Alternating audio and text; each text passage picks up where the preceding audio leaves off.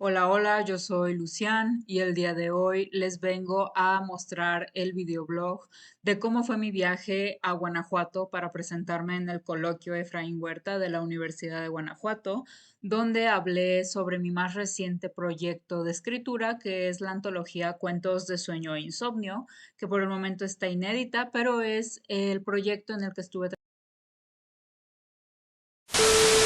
Entonces, les voy a mostrar cómo fue mi viaje en el camión, la llegada al hotel, mi participación en el coloquio y los lugares que visité estando ahí en Guanajuato. Antes de empezar el video, quiero agradecer a mi querida amiga Aranzazú porque gracias a ella pude hacer este viaje. Y pues bueno, sin nada más que decir, espero que lo disfruten.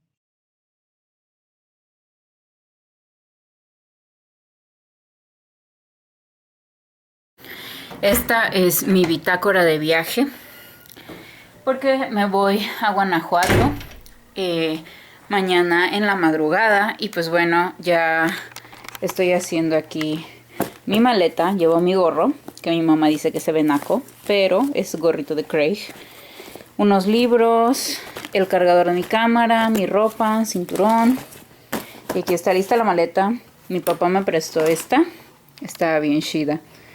Y pues aquí llevo unos cubrebocas, ya voy a meter también pues esta cámara y todo así. Y para identificar mi maleta, mi mamá me prestó su abejita trans. Jeje.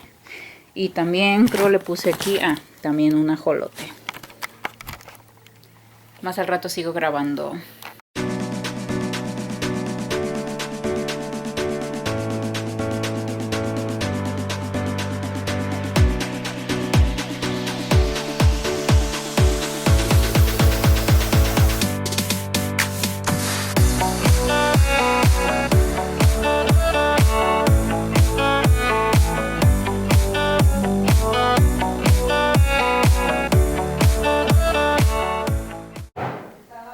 Estoy en casa de mi tía Vero. Aquí voy a pasar la noche porque el camión sale a las 5:30 de la mañana. Entonces aquí voy a estar mientras y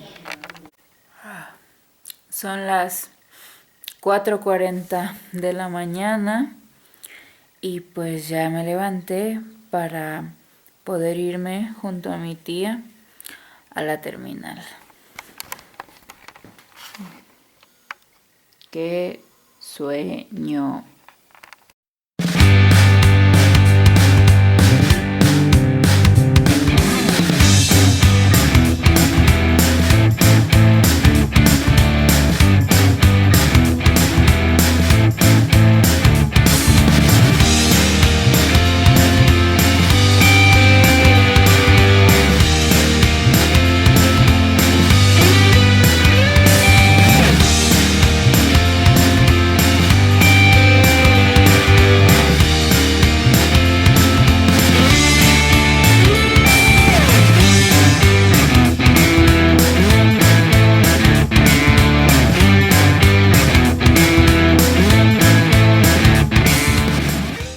Bueno, pues ya llegamos al hotel, que es el Mesón Cuébano, y es aquí.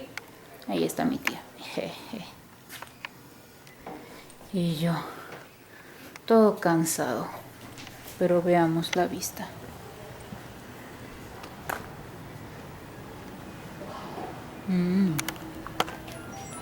Jeje. Perfecto. Saluda a la... Saluda, tía. Aquí en este lugar que se llama, ¿cómo? Los Guacales.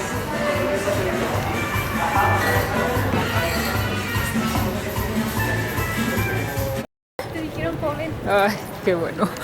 Gracias. Y yo, qué emoción. Guau. Y ahí viene mi tía atrás.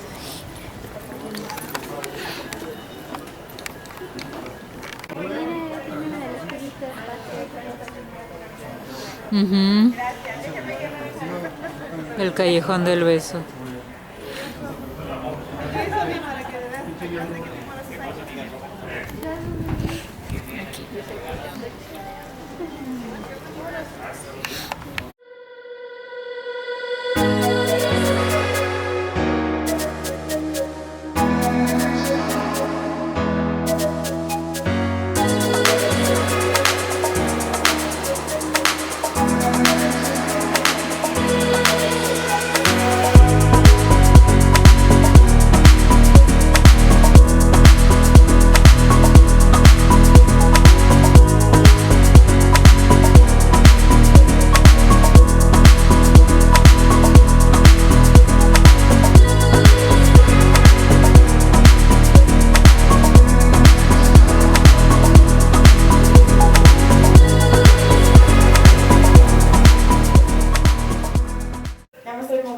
Sí.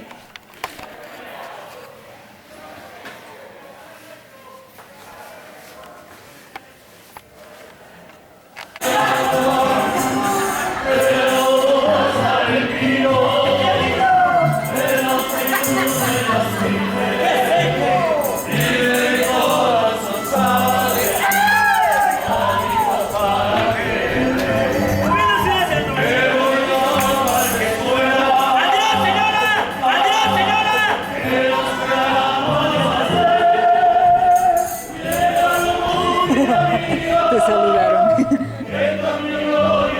Todos cantando. Cantaba la rana.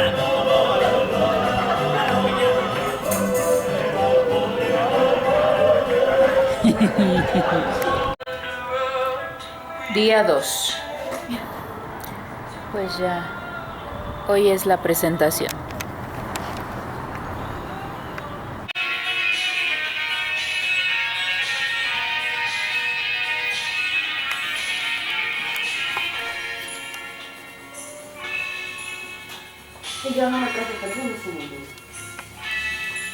¿No?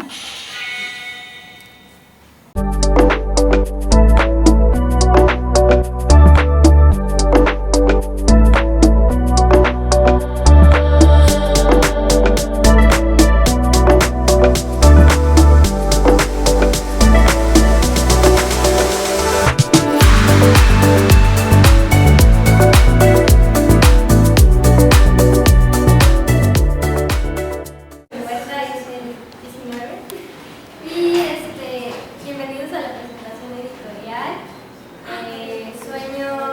Cuentos de insomnio. Sueños de insomnio. Cuentos de sueño. Perdón, cuentos de insomnio y sueño. Tenemos al autor que es Lucián García. Sí, García Salinas. Y pues me voy a permitir leer una breve semblanza de él. Él es Lucián García Salinas. Su nombre se escribe Lucián, pero se pronuncia Lucián. Es originario de Puente de Ixtal, Morelos. Es licenciado en Letras Hispánicas por parte de la Universidad Autónoma de Morelos. Ha publicado 4 novelas. Los Bellos Muñecos de Enrique Ronda. Dona. No sé leer, perdón. El Valle de los Duraznos, Shirum, El Lecho de Poconaru y Penitencia. Una antología titulada Cuentos de Luz y Oscuridad y el libro infantil Las Aventuras de Astrid. También ha publicado varios cuentos en antologías, ha participado y ganado en concursos literarios de editores emergentes y actualmente estudia la maestría en producción editorial en la UAE. Le cedo la palabra a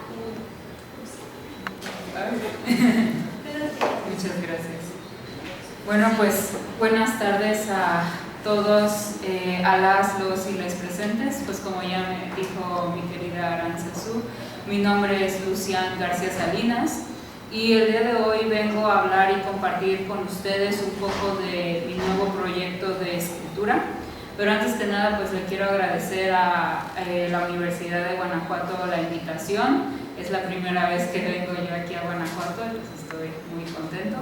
Le quiero agradecer a mi querida Aranzazú y también quiero expresar mi agradecimiento a 2 profesores de mi institución, de la UAM, que es la doctora Ana Riz, porque ella y sus clases sirvieron de mucha inspiración para mi proceso creativo en esta antología de cuentos. Y también al maestro Roberto Monroy, porque él me ayudó a elaborar también pues esto que les voy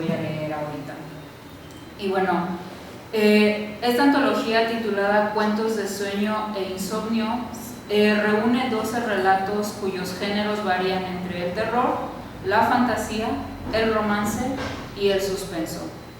Y a pesar de estos matices, la gran mayoría de los relatos comparten entre sí un mismo tema, que es pues el mismo que de este coloquio, que es la corporalidad.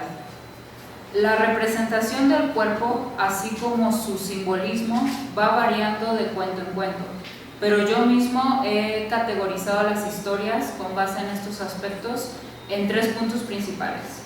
El primero, que es el cuerpo como conexión con el otro y con uno mismo. El segundo, que es el cuerpo como factor de señalamiento social. Y el tercero, que es el cuerpo como un horror del que no se puede escapar. Si partimos del primer punto, que es el cuerpo como conexión con el otro y con uno mismo, tenemos los cuentos cuyas temáticas rondan el romance, la belleza y la nostalgia, y donde el cuerpo se describe como algo con lo que los y las protagonistas se están conociendo a sí mismos y al otro. Tenemos entonces el cuento La noche que las hadas cantaron, en el cual Martín nos narra la historia de amor que vivió con Antonio desde que ambos tenían 18 años. Martín, en el presente, se encuentra en el funeral de Antonio y a través de sus recuerdos vuelve a vivir aquellos momentos en los cuales aprendió a confiar en sí mismo y en los demás gracias a la compañía y el amor de Antonio. Un punto muy importante en este cuento es la descripción de su inicio en la sexualidad compartida, donde se nos muestra cómo sus cuerpos no le pertenecen al otro, como en esta visión como del amor romántico en el que tú le perteneces a tu pareja y tu pareja te pertenece a ti, sino que ellos se pertenecen a sí mismos y cómo al compartirse con el otro se vuelven también dueños de sí mismos y de su cuerpo. Y aquí les voy a leer un pequeño fragmento de este relato que dice: jamás me sentí tan mío, tan tuyo, tan de nosotros. Siempre he tenido una memoria increíble. Será una tortura, Antonio, esto de la memoria, porque me acuerdo de casi todo, de tu cuerpo joven, de tu cuerpo adulto, de tu cuerpo anciano, siempre hermoso, siempre cálido, siempre tan tuyo, tan mío, tan de nosotros. Y bueno, otro cuento que toca este tema es Roxana, donde se nos cuenta la historia de Alberto, un hombre que trabaja en una compañía llamada El Último Sueño, donde se dedican a brindarle a enfermos terminales una vida generada por inteligencia artificial para que puedan cumplir los sueños que sus enfermedades o las situaciones de su vida les impidieron llevar a cabo. Ahí es donde conoce a Roxana, una mujer transgénero de la tercera edad que en su juventud fue violentamente agredida por su familia, dejándola en silla de ruedas, aislada y sin poder vivir su vida. En su último sueño, Roxana tiene la oportunidad de verse a sí misma de la manera en que nunca la dejaron vivir cuando era joven. De este modo, y con la compañía de Alberto en su sueño, es capaz primeramente de caminar de nuevo, porque recordemos que pues, se quedó lisiada, por así decirlo. Puede mirarse desnuda en un espejo y ejercer su sexualidad de manera libre, volviéndose también dueña de sí misma y amando su cuerpo como nunca le permitieron hacerlo. Y aquí hay un fragmento también del cuento que dice: quiero verme en un espejo, dice, sorprendiéndose al escuchar el timbre agudo de su voz. Sonríe, levantándose y caminando emocionada hacia mí. Se detiene entonces a medio camino, percatándose de que, después de tantos años postrada, por fin está caminando.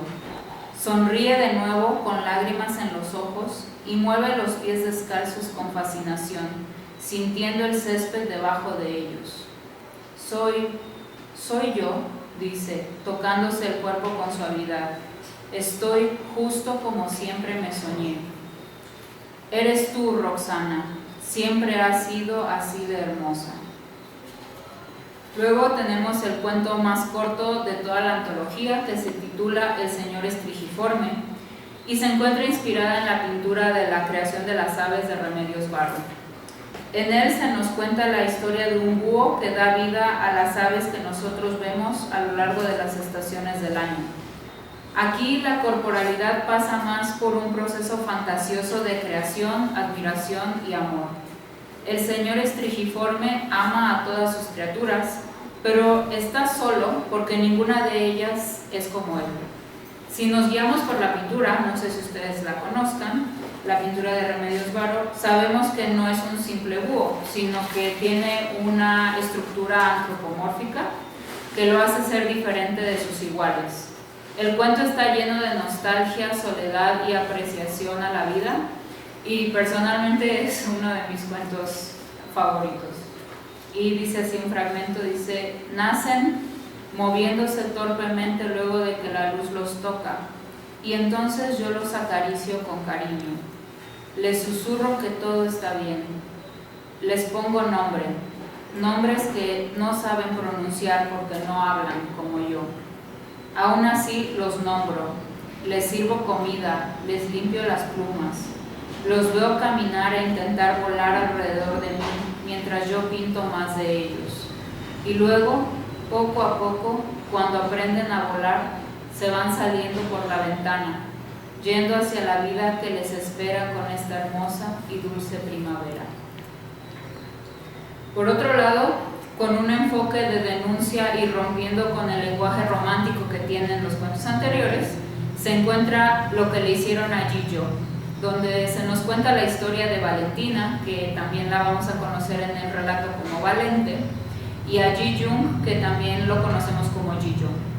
A través de un lenguaje coloquial y vulgar, Valentina nos cuenta cómo tuvo que huir de la violencia machista de su pueblo, solamente para encontrar que los patrones de violencia contra la privacidad del cuerpo se encuentran también en la gran ciudad.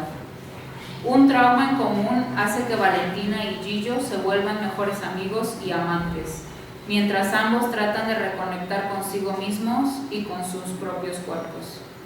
El cuento nos retrata lo fácil que las personas pueden ser dueñas de tu cuerpo mediante la viralización de fotos y videos íntimos en el internet. De cómo apenas una foto sale de tu teléfono para pasar a otro, ya los demás tienen dominio sobre ti y se sienten con el derecho sobre tu cuerpo. Sobre todo, el cuento habla más como sobre todo en el caso de las mujeres. Valentina se refugia en este alter ego que se creó llamado Valente para poder escapar de esa violencia, mientras que Ji-yo lo hace cambiándose de domicilio de tanto en tanto para alejarse de quienes descubren ese video íntimo donde él expone su cuerpo y su sexualidad y con el cual las personas lo violentan. Y dice aquí un fragmento: me tuvieron que cambiar de escuela, pero eso no bastó, porque ahí de donde vengo, de donde me escapé, todos me tienen de puta. Los vatos me gritaban en la calle que si los dejaba verme las chichis por 5 pesos o cosas así.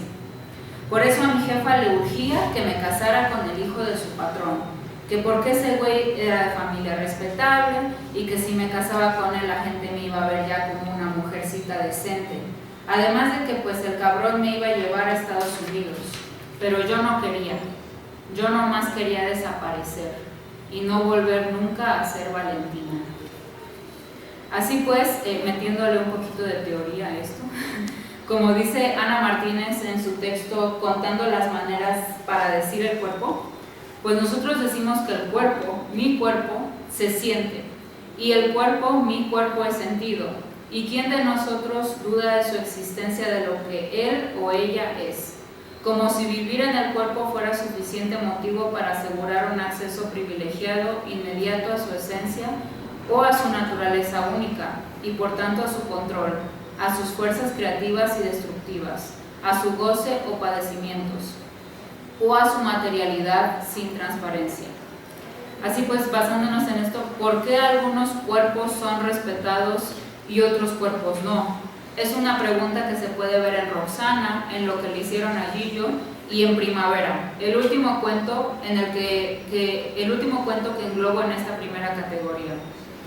En él se nos cuenta la nostálgica historia de un matrimonio de la tercera edad, Eugenia y Horacio. Eugenia padece una enfermedad que nosotros podemos interpretar como Alzheimer, y Horacio tiene una enfermedad terminal que no se nos dice cuál es, pero que le impide seguir cuidando de Eugenia. Los dos han sido abandonados por sus hijos y sus demás familiares y no tienen a nadie. Están solos en la vastedad de Cuernavaca, que es la capital de Morelos. Sus cuerpos están viejos, están enfermos y se sienten distanciados el uno del otro a pesar de que están cerca. Horacio adorna el cabello de Eugenia con una diadema de flores y recuerda la época en la que los dos eran jóvenes, como en un anhelo por volver a esos años en que no existía la soledad en la que están inmersos en el presente. Y dice el fragmento del cuento: caminaron en silencio hasta la parada de la ruta. Ahí se sentaron en una banca. Nos conocimos un día de primavera aquí en la ciudad donde es eterna, dijo él, viendo a las personas pasar, captando a través de la visión de sus lentes a una joven pareja que caminaba tomada de la mano, riendo, besándose de tanto en tanto y compartiendo entre ellos la bendición de un naciente amor en la flor de la juventud. Así solíamos vernos, pensó Horacio, mirando de soslayo a su imperturbable esposa. Pero ahora somos viejos. Genia está ausente por su enfermedad y yo tengo ya el tiempo contado y no hay nadie. Voy a tomar. Pasando ahora al segundo punto, que es el cuerpo como señalamiento social, yo me voy a enfocar principalmente a las personas trans y la violencia que hay hacia ellas, así como el morbo hacia los cuerpos, principalmente hacia la genitalidad. Parece haber como una obsesión, sobre todo por parte de las personas cisgénero, por saber lo que las personas trans tienen entre sus piernas, si ya se operaron, si toman hormonas o cosas así, llegando incluso a reducirles a eso, a si tienen pene o si tienen vagina. Según nos dice Ruth Hubbard en su texto Género y Genitalia, Construcciones de Sexualidad y Género, existe una gran diferencia entre las personas que actualmente se denominan transgenéricas y los antiguos transexuales, quienes en su mayoría repudiaban los genitales con los cuales habían nacido y señalaban esta famosa frase de que eran hombres atrapados en el cuerpo de una mujer o mujeres atrapadas en el cuerpo de un hombre. Este tipo de lenguaje probablemente era inducido por el entorno médico, que exigía de ellos el tener ese sentimiento para poder hacerlos candidatos aceptables a un procedimiento quirúrgico de cambio de sexo. Y hasta hace poco, la mayoría de transexuales ocultaban el hecho de estar viviendo con un sexo diferente a aquel con el cual habían nacido, e inventaban historias personales que acompañaban esa identidad, como cuando yo era niña esto, mi mamá acostumbraba al otro, mis amigas y yo en el colegio. Pero a medida que las personas trans han salido del closet, han reconocido sus verdaderas historias personales y buscan las implicaciones personales, políticas y teóricas de sus transformaciones. Como resultado de ello, tanto la teoría como la situación de estas personas están cambiando. Y a esto va que otros han querido contar nuestra historia cuando no la han vivido. O sea, nos quieren exigir que tengamos ciertas narrativas para poder ser aceptados en una sociedad donde la cis heteronorma pues domina. Y quieren hablar de nuestros cuerpos, de cómo debemos sentirlos, cómo debemos vivirlos, cuando no son ellos los que viven en ese cuerpo. Entonces yo opino, es una opinión a lo mejor un poco sesgada o no sé, que solo las personas trans y no binarias somos los únicos que podemos hablar verdaderamente de lo que se siente ser una persona trans o una persona no binaria. Y pues mi escritura se ha visto muy inclinada hacia este discurso. Y por eso tengo personajes de la diversidad sexogenérica que buscan romper también con estos estereotipos de que para que tú seas visto y validado como un hombre, tienes que verte hipermasculino, tienes que tener barba, tienes que tener la voz gruesa, tus rasgos no tienen que ser finos, tienes que tener como estos ademanes como estoicos, rectos, para poder ser visto como un hombre. O el contrario, para ser vista como una mujer debes verte hiperfemenina, o para ser visto o viste como una persona no binaria debes verte súper andrógine, ¿no? Y no, yo digo que no. Y no lo digo solo yo, también lo dice esta misma autora que cité hace poco, Ruth Hubbard, cuando estipula que últimamente ha ocurrido un cambio radical. A medida que los teóricos y activistas han comenzado a señalar las fallas del modelo binario y hacen campaña por su abandono definitivo, porque se exige una mayor fluidez, desligar el género y el aparato genital y hablar más bien de un arcoíris de género. No hay razones valederas, dicen, para impedir a una persona vivir como un hombre o como una mujer por el hecho de haber nacido con un pene o con una vagina. Y los principales cuentos de mi antología donde se habla de esto son el ya mencionado cuento Roxana, donde tenemos a esta mujer transgénero que fue brutalmente golpeada por su familia hasta el grado de que la dejaron en silla de ruedas. Y no siendo eso suficiente, Roxana también fue recluida de la sociedad.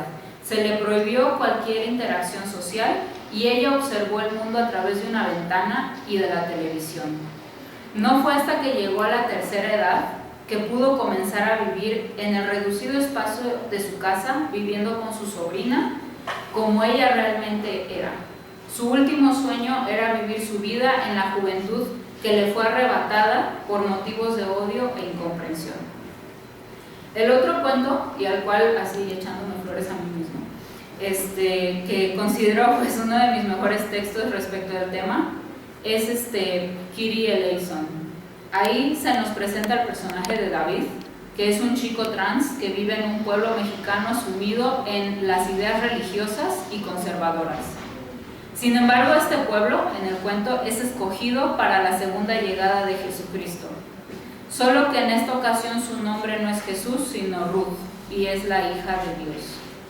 A través de la narrativa de David se retrata la culpa impuesta por los demás, el señalamiento de la sociedad hacia su cuerpo y el cómo ignoran las agresiones hacia David por el hecho de que ellos creen que se lo merece, por ser quien es y por ir en contra de la naturaleza, o en este caso por ir en contra de lo que impuso Dios. Sin embargo, Ruth predica el amor y la aceptación hacia todos, todas y todes. Se forma un grupo de 12 discípulos en los cuales hay hombres, mujeres y personas no binarias, y dentro de los hombres y mujeres que forman de sus discípulos hay representantes de la diversidad sexual y de género, y David, a través de Ruth, aprenderá a amarse y a aceptarse a pesar de la violencia que sufre por parte de su familia y todo el pueblo. Y aquí hay un fragmento del cuento que dice: cállate, cállate y escúchame tú a mí. No quiero volver a verte con esa niña, ni con ninguno de los integrantes de su circo. Te has puesto peor desde que te uniste a la secta de Ruth. Y David le contesta a su mamá, está discutiendo con su mamá: me he sentido en paz con quien soy. Finalmente me acepté y me siento tranquilo por ser yo mismo. Magdala, mi nombre es David, grité, y Dios me ama siendo David, y jamás me odió, y todos estos años tú y mi abue me han hecho sentir miserable, pero Ruth me ayudó a dejar de desear la muerte. Pero en el cuento, David no es el único señalado por el pueblo, también lo es Ruth, principalmente porque es mujer, y la gente no quiere aceptar que Dios envió a una mujer como representante suyo en la tierra. Y pues aquí les pregunto, ¿ustedes qué creen que pasaría así en la vida real si eso sucediera?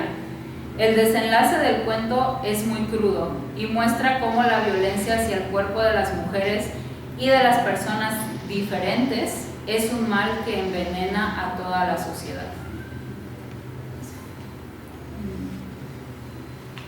El tercer y último punto, y que yo creo que es el alma de toda la antología y el principal propósito por el cual comencé a escribirla, es el tercer punto, que es el cuerpo como un horror del que no se puede escapar. Y parte del género más conocido en el cine como body horror, que pues en español sería el horror corporal, en el cual se presenta, según una cita de Brito, lo orgánico como frágil, lleno de vísceras y fluidos, narrativas que colocan al cuerpo como una envoltura anatómica, susceptible de daños, de enfermedades y de envejecimiento.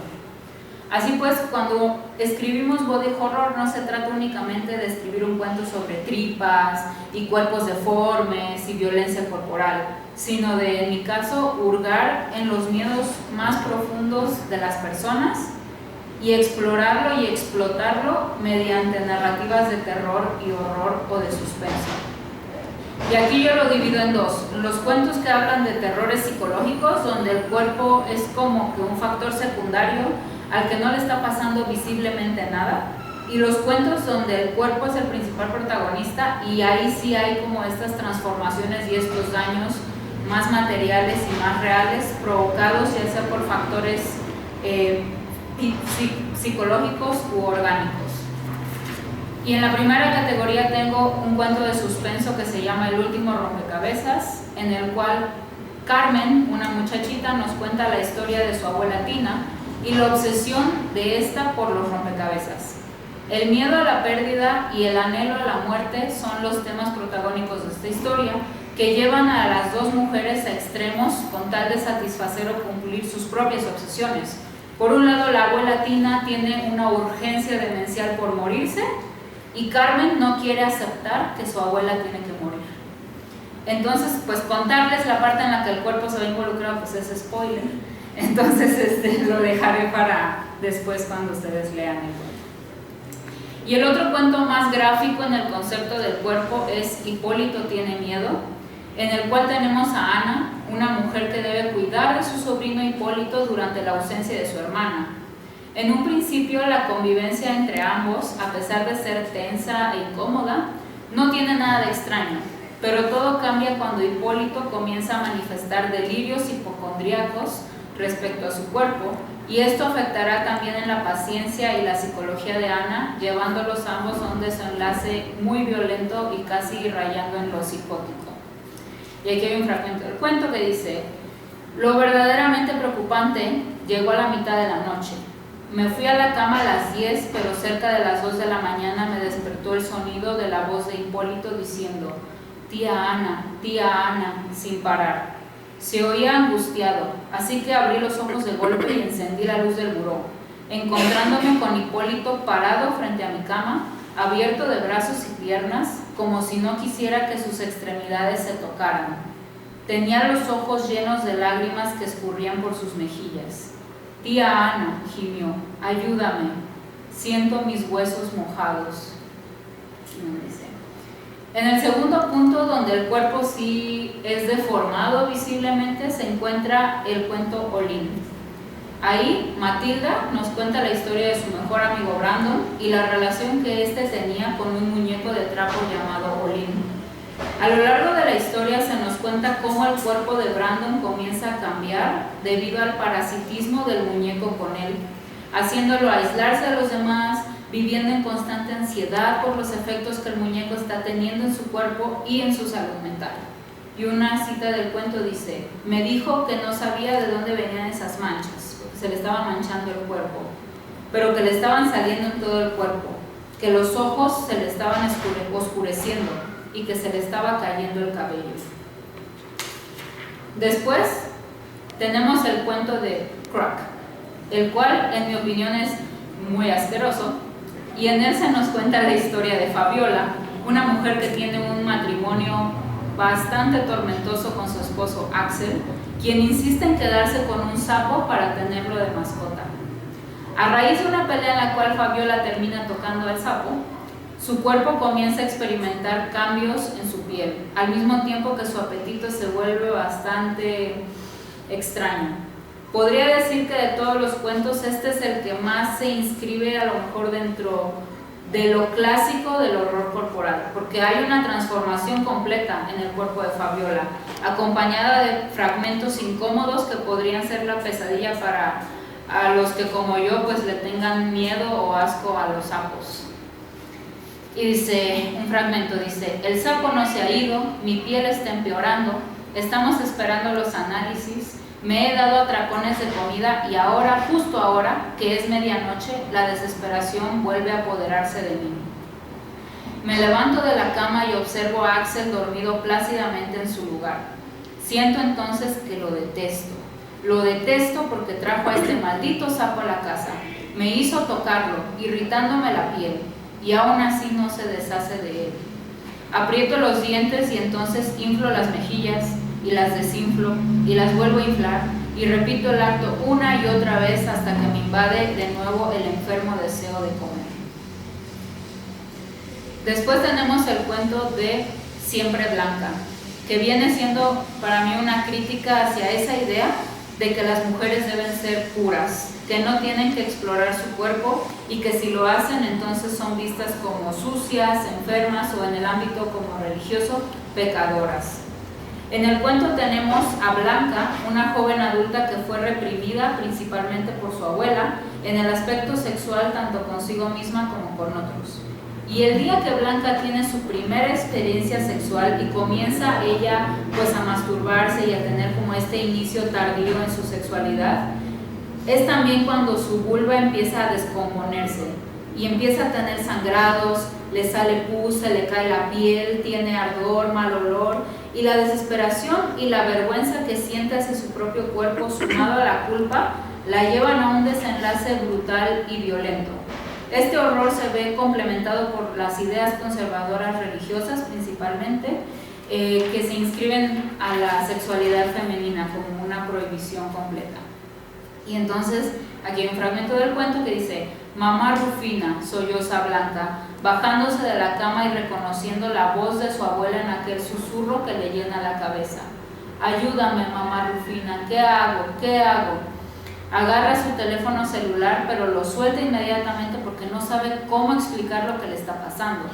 Camina con trabajo sintiendo que las piernas se le entumen, que el estómago le duele y viendo cómo la sangre sigue escurriéndole en pesados sacos que manchan el suelo de un vomitivo color rojo y que la hace gritar. Reza, ordena la voz, provocando que Blanca se tumbe de rodillas en el suelo. Reza y pide perdón por lo que has hecho. Por último, tenemos un relato que, aunque está lleno de fantasía, muchos de los acontecimientos narrados, por no decir que todos, fueron sacados de la realidad. Y se trata de La noche que hablé con el diablo. Este cuento está ambientado en Puente de Ixtla, de donde yo soy originario. Es un municipio en el sur de Morelos.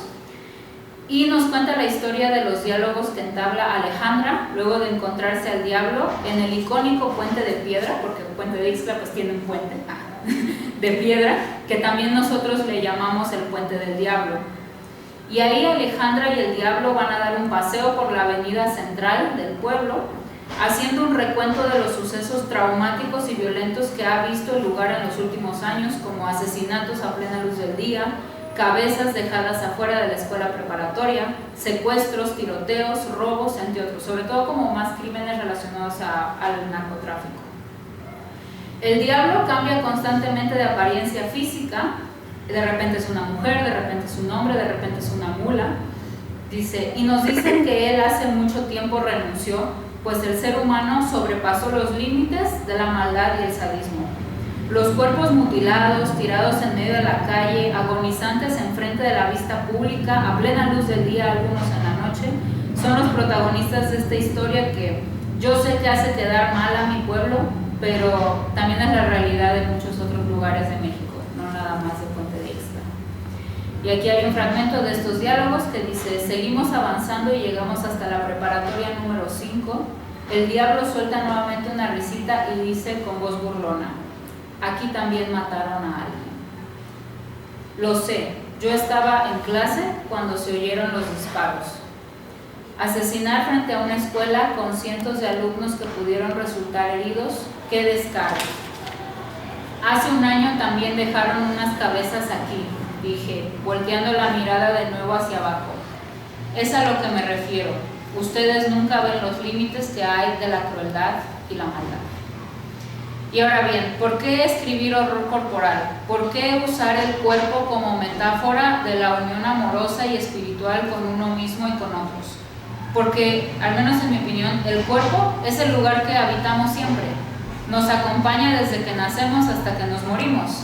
El cuerpo tiene un olor, una textura, una imagen, el cuerpo envejece, cambia, pero nunca lo abandonamos.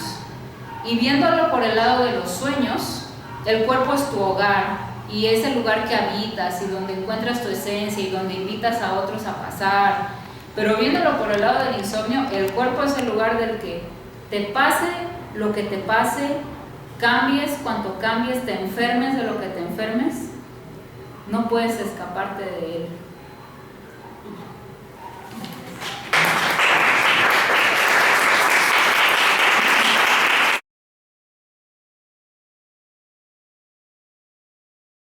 ¿Alguien tiene alguna pregunta?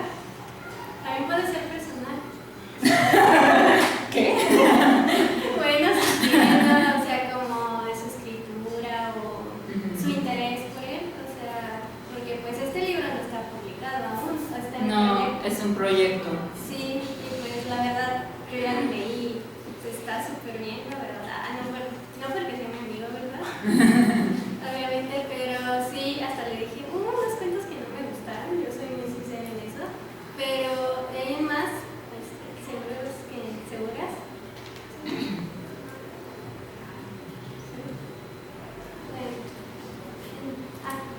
Por los temas que tocas, a mí me da mucha curiosidad saber cuáles son tus influencias pues, literarias que pues, te ayudaron en tu proyecto. Pues yo, como en un principio dije, pues le agradezco a la doctora Ana Reed. Ella fue mi profesora de literatura, literatura inglesa, y también ella está muy metida en las cuestiones de las narrativas de terror. Entonces yo tomé con ella 2 cursos, que era literatura de horror y literatura que abarca el tema de la degeneración humana. Y entonces ahí pues yo pues me voy muy influenciado por textos de terror clásicos como pues Edgar Allan Poe, ¿no? A lo mejor otros textos de terror como es Horacio Quiroga, ¿no? De Quiroga. También, por ejemplo, en cuestiones como de el horror corporal, me gusta mucho un relato que se llama El Gran Dios Pan, de Arthur Machen. Es buenísimo. La voz en la noche, de William Hope Hodgson, que abarca mucho eso como del horror corporal también. El extraño caso del Dr. Jekyll y Mr. Hyde, como que todas estas narrativas, pues sí, de lengua inglesa, me influenciaron mucho. Y yo siento que aparte de influencias literarias he tenido mucha influencia cinematográfica. Me gusta mucho el cine de terror, entonces pues hay algunas películas de horror corporal como Suspiria, a lo mejor, no he visto los clásicos de cine de terror porque, o sea, me gusta el terror, pero también soy muy así como que me da miedo o me da cosa. Por ejemplo, no he visto La Mosca porque sé que me va a dar un montón de asco.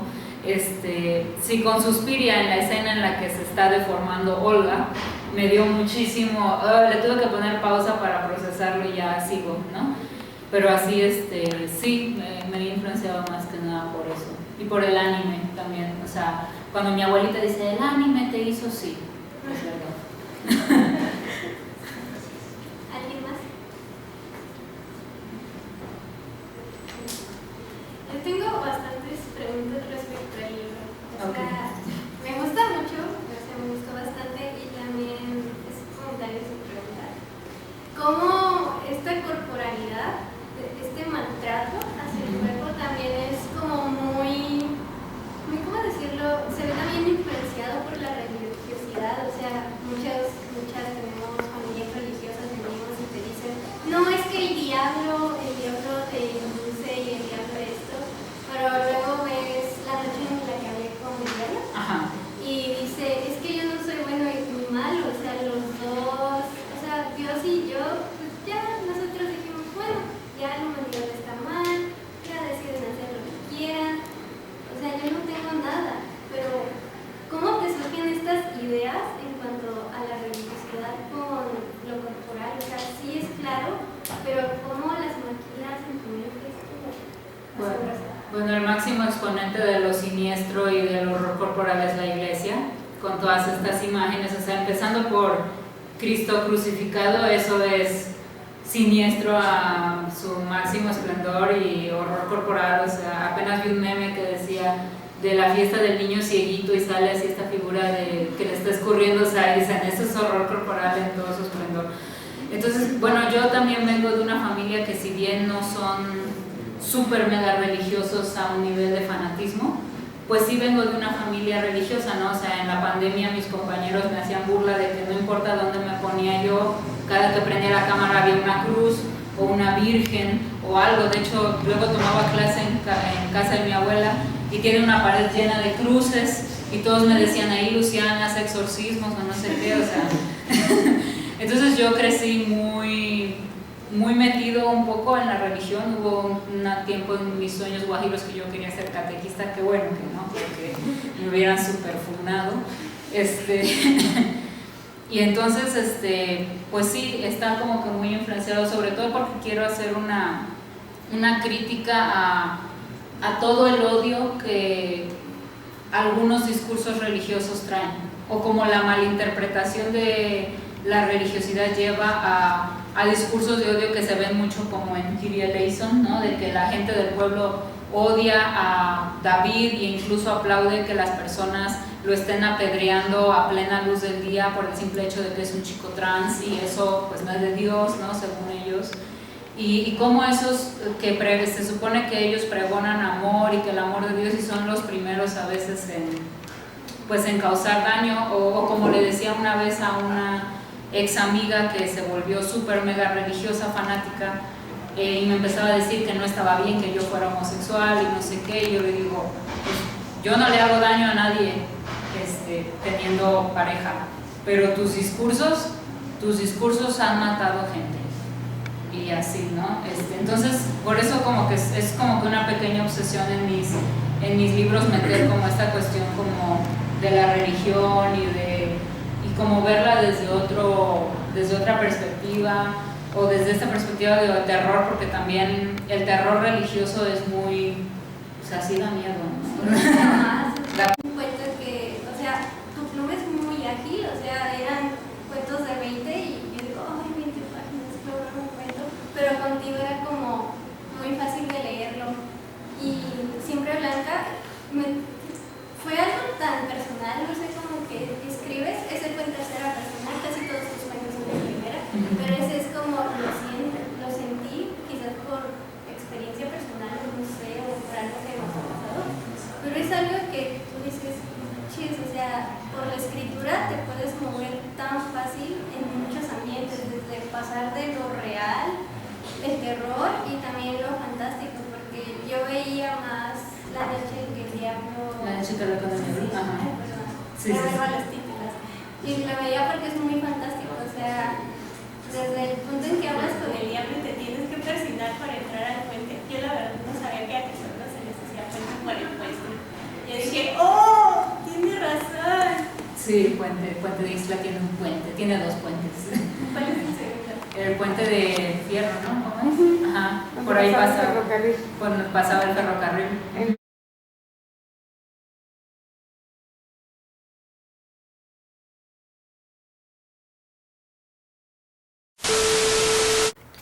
Hoy es ya el último día.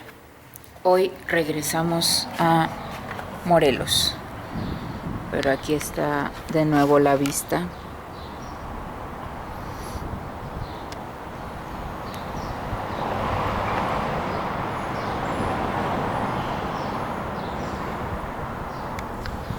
Desde donde estamos. Jiji.